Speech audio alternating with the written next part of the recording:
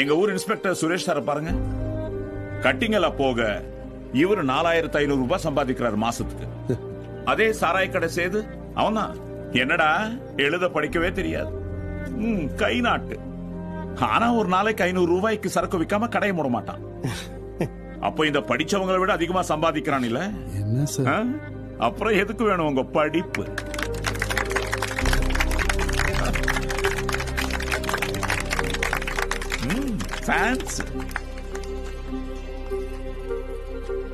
இந்த ஊர் இன்ஸ்பெக்டர் சுரேஷ் சார்னு சொல்றீங்க. அதே சாராயம் விக்கிற சேதுவ டே சேது தானே சொல்றீங்க? பாண்டியன்,